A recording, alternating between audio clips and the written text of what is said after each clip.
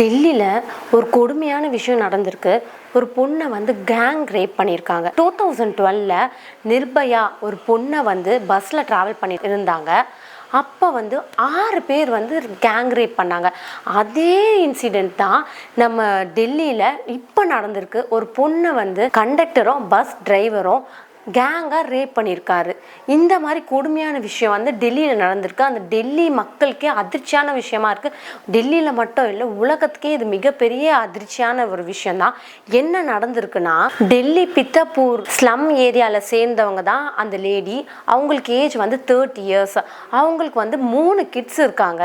அவங்க ஒரு குழந்தைக்கு ஒரு அம்மா தாயை கேங் ரேப் பண்ணியிருக்காங்க. இந்த கொடுமையான பீப்புள் அவங்க வழக்கம் போல் டெய்லி ஃபேக்ட்ரியிலேருந்து ஷிஃப்ட்டை முடிச்சுட்டு வந்திருக்காங்க. சரஸ்வதி விஹார் பஸ் ஸ்டாண்ட் பக்கமாக ஒரு ஸ்லீப்பர் பஸ் நின்றுட்டு இருந்திருக்கு. அது டோர் பக்கமாக இவங்களும் வெயிட் பண்ணிட்டு இருந்திருக்காங்க. டோர் பக்கத்தில் ஒரு ஆள் நின்றுட்டு இருந்தாரு. அவர்கிட்ட இந்த மாதிரி டைம் கேட்டிருக்காங்க. அந்த ஆள் என்ன பண்ணியிருக்காரு, அந்த அம்மாவை அப்படியே இழுத்து பஸ்குள்ளே ஸ்லீப்பர் பஸ்குள்ளே இழுத்துட்டு போயிட்டு கேங் ரேப் பண்ணியிருக்காங்க. யார் பண்ணியிருக்காங்கன்னா, இந்த பஸ் டிரைவரும் கண்டக்டரும் அந்த அம்மாவை பஸ்குள்ளே வலுக்கட்டமாக இழுத்துட்டு போயிட்டு அசால்ட் பண்ணியிருக்காங்க. செக்ஷுவல் அசால்ட் அந்த அம்மாவுக்கு பண்ணியிருக்காங்க. அதுவும் 2 மணி நேரம் அந்த அம்மாவை கொடுமை பண்ணி அவங்களுக்கு அவ்வளோ துன்புறுத்தலை கொடுத்து இந்த மாதிரி ஒரு செயலை அந்த கண்டக்டரும் பஸ் டிரைவரும் பண்ணியிருக்காங்க.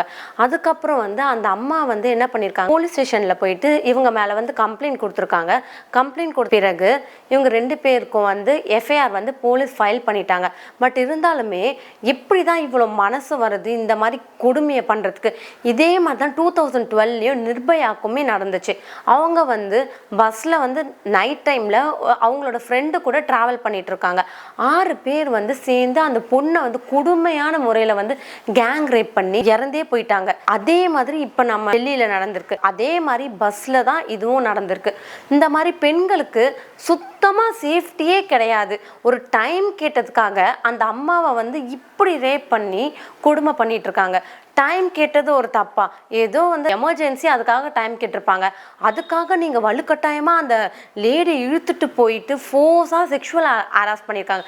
கண்டிப்பாக இவங்களுக்குலாம் ரொம்ப சிவியரான தண்டனை கொடுக்கணும். சட்டத்தில் ரொம்ப கம்மியான தண்டனை தான் இருக்குது. அதனால் இந்த பீப்புளெலாம் என்ன பண்ணுறாங்க, தண்டனை தானே, இவ்வளோ தானே, அசால்ட்டாக இருக்காங்க. கடுமையான தண்டனை கொடுத்தாதான் இவங்களுக்குலாம் இந்த மாதிரி பண்ணணுன்னே தோணாது. மற்ற கண்ட்ரீஸ்லலாம் ஃபோர்ஸ்ஃபுல்லான பனிஷ்மெண்ட்ஸ்லாம் இருக்குது. அந்த மாதிரி பனிஷ்மெண்ட்ஸ் கொண்டு வந்தால் தான் நம்ம இந்தியாவுக்கு ரொம்பவே நல்லது. இந்த ஆக்ட் பிரகாரம் நம்ம பார்த்தா கேங் ரேப் பண்ணியிருக்காங்க. ஸோ இது எதுக்கு ஃபைல் ஆகும்னா, செக்ஷன் 70 ஆஃப் BNS கேங் ரேப்கா 20 இயர்ஸ் வரைக்கும் இம்ப்ரிசன்மெண்ட்டும் வரும், லைஃப் லாங் வரைக்கும், ப்ளஸ் ஃபைன் கூட போட வாய்ப்புகள் இருக்குது. பட் இந்த பனிஷ்மெண்ட்ஸ்லாம் ரொம்பவே கம்மியான பனிஷ்மெண்ட்ஸ். இந்த கைண்ட் ஆஃப் பனிஷ்மெண்ட்ஸ் இருக்கனால தான் இந்த மாதிரி பீப்புளெலாம் ரொம்ப அட்வான்டேஜ் எடுத்துட்டு இந்த மாதிரி அப்பாவி லேடிஸ் கிட்ட தப்பாக நடந்துக்கிறாங்க.